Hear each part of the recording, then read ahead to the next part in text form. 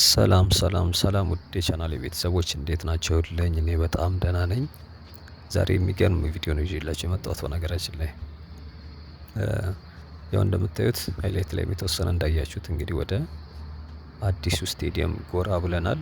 እንግዲህ አሁን እያየን የምንገኘው ወይም ደግሞ የተነሳንበት እዚህ ጋር የመሮጫ ትራክ ያለበት ወይም ደግሞ ለትሬኒንግ የሚጠቀሙበት የሚችሉበት አይነት የስቴዲየሙ ከግቢ ውጪ ወይም ደግሞ ከዋናው ስቴዲየም አጠገብ እየተሰራ ያለው ፕሮጀክት ጋር ነው ወይም ደግሞ የተሰራው ሜዳ ላይ ነው የተነሳሁት።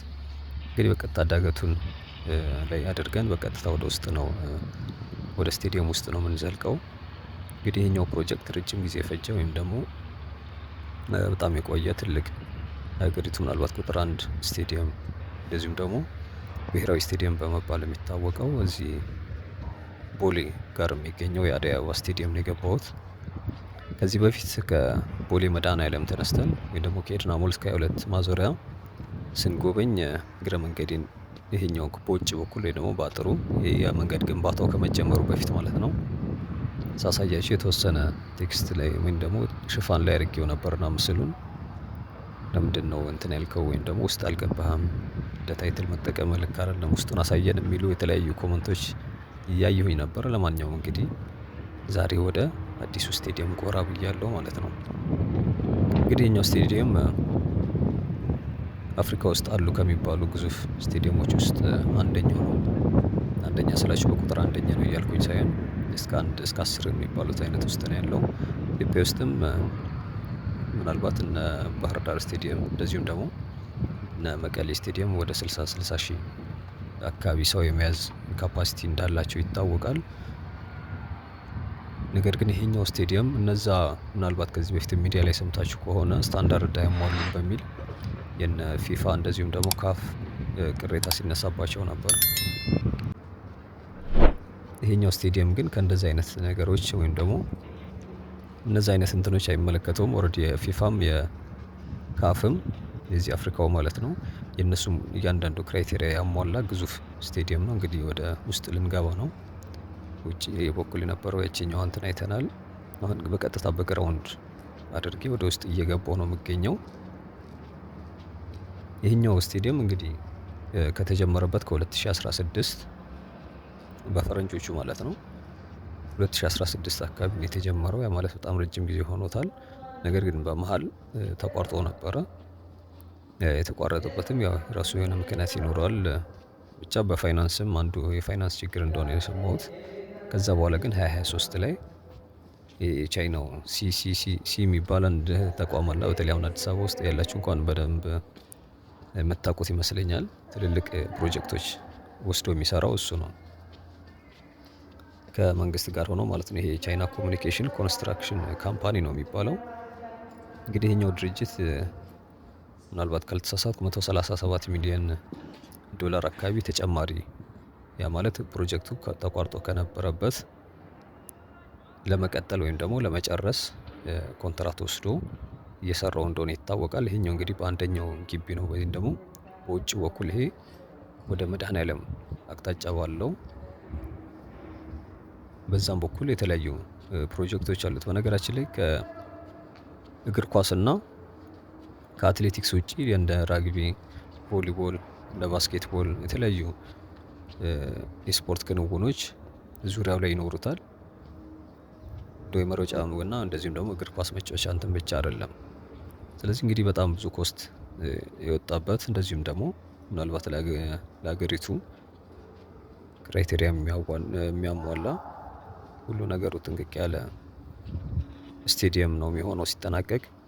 ቅርብ ጊዜ ካልተሳሳትኩኝ ያው አንድ ጉብኝት ነበር። በተለይ በእነዚህ ባለስልጣናቶች ሲጎበኙት ነበርና ያን ያየሁት አንድ የቴሌግራም ቻናል ላይ ሰኔ 30 እንዲያጠናቅቁ አይነት ተልእኮ እንደተሰጣቸው ነበር የሰማሁት። ትክክለኛው ጊዜ ምናልባት ያው ታማኝነትም የስፖርት ቻናል ስለሆነ እርግጠኛ አይደለሁም። ቪዲዮም ያኔ ሲለቀቅ አይቼ ነበር። በእርግጥ እዚሁ ገብቶ የተነሱት እንደ ፎቶ እና የተለያየ የስቴዲየሙ የደረሰበት ግንባታ ወይም ደግሞ ፕሮግረስ የሚያሳዩ አንዳንድ ቪዲዮም ለቆ ነበርና ለዛም ነው እንግዲህ እውነት ይሆናል ብዬ ምን እየነገርኳችሁ ያለሁት። እንግዲህ ያው ሁለተኛው ደረጃ ላይ ደርሻለሁኝ ወይም ደግሞ እንግዲህ ዙሪያው እንደምታዩት ወንበሮች አሉት። ቅርታ እነዚህ ደረጃዎች ማለት ነው ወንበሮች ከዛ በኋላ ነው የሚገጠሙት። ሁለት ዳርና ዳር ላይ እንደምታዩት ፊት ለፊት ግዙፍ ስክሪኖች አሉ። እንግዲህ በሮቹ ወደ 5 አካባቢ መሰለኝ ያየሁት። አሁን ዙም ባረኩት በኩል በዛ በኩል አለ። እኔ ባለሁበት ደግሞ በዚህኛው በኩልም አለ። እንደዚሁም በዚህም በቀኝ አሁን ወደ መዞርበት አቅጣጫ በኩል ማለት ነው። ያው እዛች ጋርም አንድ ትታየኛለች። በዚህኛው በኩልም እዚህ ጋር መግቢያ አለ። እዚህ አንድ ልጅ ቁጭ ያለበት እዚህ የሚታያችሁ ከሆነ ማለት ነው። ስክሪኖቹ እንደምታያቸው ግዙፍ ስክሪኖች አሉት ዳርና ዳር ላይ። በነገራችን ላይ እንደዚህ ቪዲዮ ላይ እንደሚታየው አይደለም። ምናልባት እንግዲህ ለእኔ አዲስ ሆኖብኝ ከሆነ አላውቅም እንጂ በጣም ግዙፍ ነው ስቴዲየሙ። አጠገብ ሆናችሁ ኢቭን በግራውንድ ስታልፉ፣ እንደዚሁም ደግሞ ውስጡ ላይ ገብታችሁ እንደዚህ ስታዩት የሆነ ከኢማጂን ከሚደረገው አይነት ወይም ደግሞ ከሚታሰበው አይነት ገዘፍ ያለ ነው። እኛ የለመድነው ምናልባት የአዲስ አበባ ስቴዲየምን እና እንደዚሁም የነ ጃን ሜዳ አይነት ወይ ደግሞ የትምህርት ቤቶች ስቴዲየም ስለለመድን ሊሆን ይችላል በእርግጥ እንጂ አሁን ጠጋ ብላችሁ እንደዚህ ስታዩት ስቴዲየሙ በጣም ገዘፍ ያለ እና ተለቅ ያለ ፕሮጀክት ነው። እንግዲህ ስለ ስቴዲየሙ ይሄን ያክል ካልን ኦልሞስት ከአፍሪካ በእርግጥ አንደኛ ወር እንደዚህ እንደሚባል እንዳልሆነ አውቃለሁኝ። አንደኛው ደቡብ አፍሪካ መሰለኝ፣ ሁለት እና ሶስተኛ የግብፅ ስቴዲየሞች አሉ። የደቡብ አፍሪካው ይሄ ኤፍኤንቢ የሚባለው ወደ 94700 ተመልካች የሚይዝ እንደሆነ ነው ቼክ ሳደርግ ያየሁት። ከዛ በኋላ ደግሞ ቦልግ ኤል አረብ የሚባል የግብፅ ስቴዲየም 86000 አለ። ከዛ ካይሮ ስቴዲየም እንደዚሁ ከፍ ያለ ቁጥር በመያዝ እንደዚህ በደረጃ ያሉ አይነት ስቴዲየሞች ናቸው። እንግዲህ የኛዎቹ የነ ባህር ዳር መቀሌ ስቴዲየም ከፍ ያለ ቁጥር አላቸው። ነገር ግን ቅድም እንዳልኳችሁ የዚህ የካፓሲቲ ኢሹ ምናምን አለባቸው እና የካፓሲቲ እንኳን ሳይሆን እነዚህ ስታንዳርድ አያሟሉም አይነት እንትን ቅሬታ ሲቀርብባቸው ነበር ከዚህ በፊት። በዛ የተነሳ እንግዲህ ምንም አይነት ኢንተርናሽናል ደረጃውን የሚያሟላ ስቴዲየም የላትም ተብሎ እንደውም የቅርብ ጊዜ ከግብፅ ጋር መሰለኝ ስንጫወት ወይም ደግሞ ብሔራዊ ቡድኑ ሲጫወት ከሀገር ውስጥ ሄዶ በሌላ ሀገር ስቴዲየም ነበር የተጫወተው። እንግዲህ በአንደኛው አቅጣጫ ይሄንን ይመስላል። ይሄ ወደ አንደኛው ደረጃ ነው። የተለያዩ ደረጃዎቹን ላሳያችሁ ሞክራለሁኝ። ያው ሙሉ እንኳን ባይሆንም ተወሰነ ብዙ ጊዜ ጥረት አድርጌ ነበር። በእርግጥ አሳየን የሚልም ጥያቄም ስለነበር ማለት ነው። እንግዲህ ስቴዲየሙ ትክክለኛ ቦታው ላታውቁት የምትችሉ ትኖራላችሁ፣ ወይም ደግሞ ከሀገር ከወጣ የቆየ ሰው ስለሚኖር ምናልባት ከአየር መንገዱ 1 ኪሎ ሜትር ርቀት ቢሆን ነው። ብዙ ርቀት ሩቅ ያለ ስቴዲየም አይደለም። ለኤርፖርቱ በጣም ቅርብ ነው። ባጭሩ ከቦሌ መድኃኔዓለም ወደ 22 ማዞሪያ ዞር ስትሉ የቦሌ መሰናዶ ትምህርት ቤት አለ። ከዚህ በፊት የቆያችሁ ቤተሰቦች እንኳን ታውቁታላችሁ። ፕሮጀክቱን ከ22 እስከ መድኃኔዓለም ድረስ ያለውን የመንገድ ግንባታ ስናይ ይህንንም በዛው እግረ መንገዳችን በውጭ በኩል አይተነው ነበር። ልክ እዛ ጋር ምንድነው የቦሌ ትምህርት ቤት አለ። ከሱ አጠገብ ደግሞ መስጊድ አለ። መስጊዱ አጠገብ ያለው እንግዲህ በውጭ በኩል ስታዩት ዙሪያው ታጥሮ፣ እንደዚሁም ደግሞ እነዚህ ቱቦ ለመንገድ ግንባታው የተዘጋጁ ቱቦዎች ዙሪያውን ሸፍነውት ነው የሚታየው። በዛ በኩል በደንብ አይታይም ማለት ነው ባጭሩ። ስለዚህ ከኤርፖርቱ ጠጋ እንዳላችሁ 1 ኪሎ ሜትር ቦሌ መድኃኔዓለም አለ። ኦልሞስት ከብራስ እስከ ቦሌ መድኃኔዓለም ጫፍ 1 ኪሎ ሜትር ነው። ስለዚህ ከበሱ ጋር ወደ ቀኝ ወይም ደግሞ ወደ 22 ማዞሪያ ዞር ስትሉ ነው የምታገኙት አንደኛው መግቢያ። ሁለተኛው ግን ኦልሞስት ወደ ጀርባው ማለት ነው። ከቦሌ ወደ መገናኛ ስትሄዱ ኢምፔሪያል ሆቴል አለ ራስ እዛ ጋር ሳትደርሱ ወይ ደግሞ ወደ ገርጂ መዞሪያ ጫፍ ከመድረሳችሁ በፊት የኢትዮጵያ ወጣቶች አካዳሚ አለ። በሱ ጋር ነው። በዛ በኩልም በር አለው አንደኛው በር። እንግዲህ ያው ዙሪያው የታጠረ ስለሆነ በሩ የግቢው በር ያስታውቃቸዋል። እነዚህ 4 ሲዎች ያሉት ከሆነ የስቴዲየሙ ነው። እንደዚሁም ደግሞ ምናልባት ድልድዩ ላይ ከመገናኛ ስትመጡ ምናልባት ወደ ቦሌ ስትሄዱ ድልድይ ላይ ሆናችሁ ደግሞ ስቴዲየሙ በደንብ ነው የሚታየው።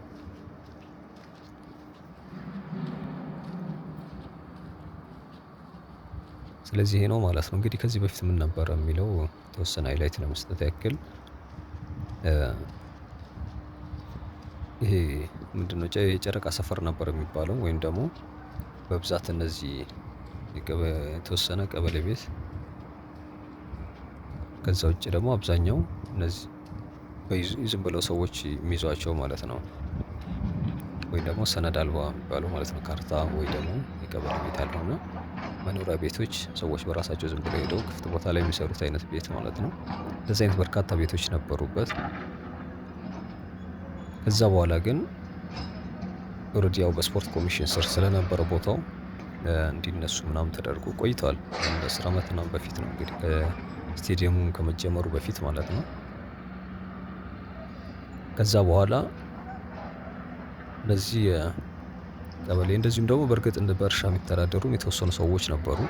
እዚህኛው አካባቢ ከአጎራባች ሰፈሮች እየመጡ ወጣቶች ኳስ መጫወቻ ያደርጉት ነበረ። እንደዚሁም ደግሞ በተለይ አሁን ይሄ ስቴዲየማችኛዋ ኳስ መጫወቻ ያለችበት በትክክልም ልክ እንደዚሁ አይነት ሜዳ ነው የነበረበት። ሌላው አካባቢ ግን ዙሪያው በተለይ አሁን ስቴዲየሙ እየተሰራ ያለበት እርሻ ነገር ነበረ። ከዛ ውጭ ግን እንደዚህ ከተለያዩ ቦታዎች ላይ የሚሰሩ የኮንስትራክሽን ቦታዎች ላይ የተቆፈሩ መሬቶች እንደዚሁም ደግሞ ድንጋይ ምናምን እዚህ እያመጡ ነበር፣ ልክ እንደ ቆሻሻ መጣያ ማለት ነው። ብዙ ክፍት ቦታ ስለነበር እዚህ አካባቢ እንደዚህ አይነት የአፈር መገልበጫ አይነት ነበር የሚጠቀሙበት።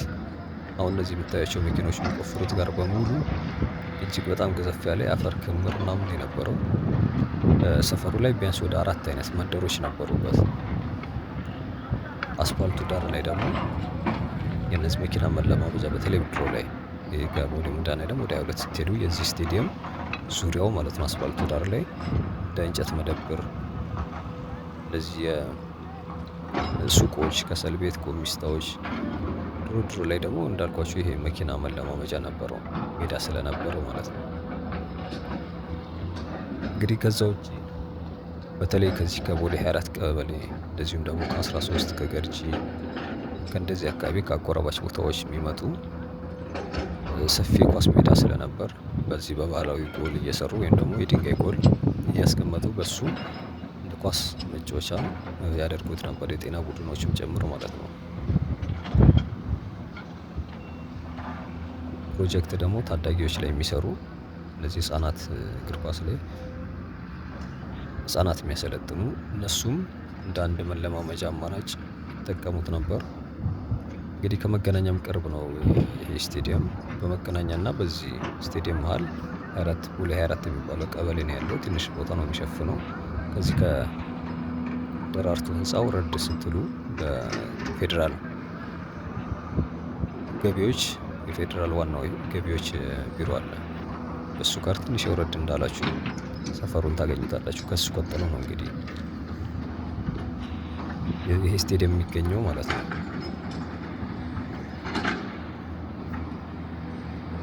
መድረስ ቦታው በጣም ሰፊ ያው ስቴዲየሙ ብቻ ሳይሆን ዙሪያው የተለያዩ ኮንስትራክሽኖችም ስላሉት ሰፊ ቦታ ነው ወስዶ እንትን እየተባለ የሚገኘው እየተገነባ የሚገኘው ማለት ነው። ያው የስቴዲየሙ ዙሪያ እዚህ ጋርም የተለያዩ ነገሮች የሚሰሩ አሉ። 24 ቀበሌ ያልኳችሁ በዚህኛው በኩል ነው፣ እንደዚህ በፎቆቹ በኩል ማለት ነው በምታዩቸው።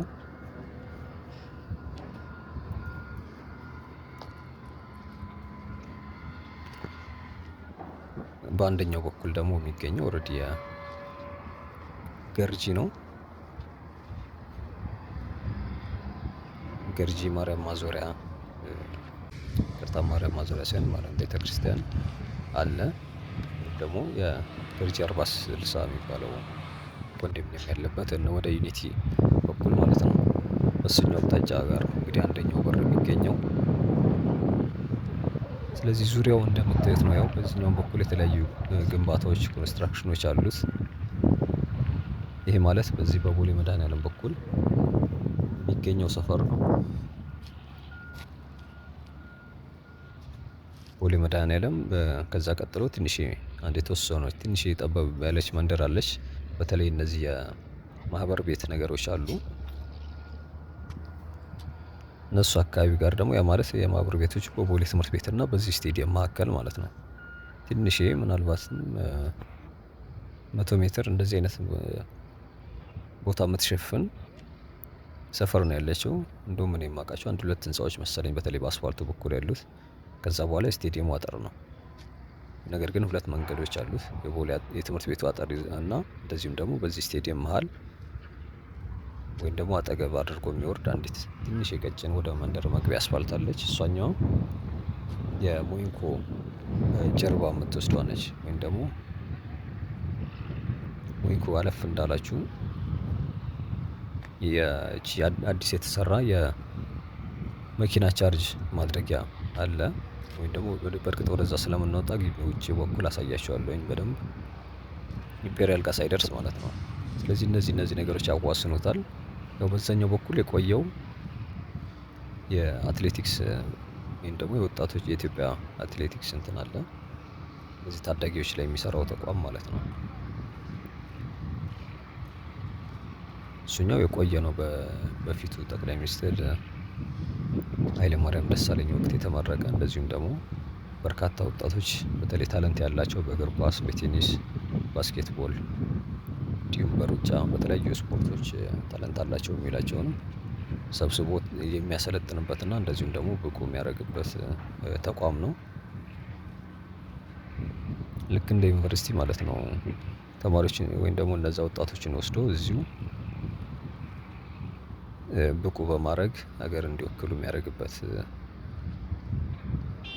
ተቋም ነው ማለት ነው። እሱኛው የሚገኘው እንዳልኳችሁ በዚህ ኢምፔሪያል ሆቴል ፊት ለፊት ጋር ድልድዩ አጠገብ ነው የሚገኘው። የምታስታውሱ ከሆነ አትሌት ቲኪ ጋላና የምትባል በፊትም የሆነች ስለዚህ ፕሮጀክት ስነግራችሁ በእርግጥ ያኔ በደንብም ስላልታየ እንትን ላትሉ ትችላላችሁ። ቲኪ ጋላና የምትባል አንዲት አትሌት ከዚሁ አካዳሚ ወጥታ ለኢትዮጵያ ወርቅ አምጥታ ነበር። ከዛ በኋላ ግን ጠፋች። እንትኑ ላይ ያለች አይመስለኝም። ስሟም ሰምቼ አላውቅም። በእርግጥ ከዚሁ አካዳሚ ጋር ነበር የወጣችው። እንግዲህ ወደዛው ነው እየሄድን ያለነው። በስቴዲየሙና በሱ መሃል ምንም አይነት ሌላ እንትን የለም። አጥሩ እንዳለቀ የስቴዲየሙ እሱ ነው የሚጀምረው። እሱ ደግሞ እስከ ኢምፔሪያል ጫፍ ድረስ ባለው ቦታ ላይ ነው የሚገኘው።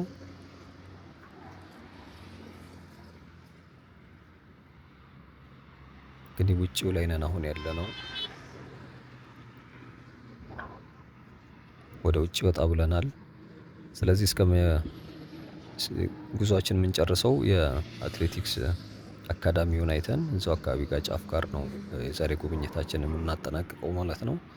እንግዲህ አዳዲስ ቤተሰቦች ካላችሁ ሰብስክራይብ እያደረጋችሁ በየቀኑ በሚለቀቁ ቪዲዮዎች እንዲህ አይነት ፕሮጀክቶችን እናያለን እና ነባር ቤተሰቦችም ደግሞ ሀሳብ አስተያየታችሁን ኮመንት ላይ ማስቀመጣችሁን አትርሱ። ቪዲዮን ደግሞ ላይክ በማድረግ ቻናሉ ተደራሽ እንዲሆን እንድታግዙ እጠይቃችኋለሁ።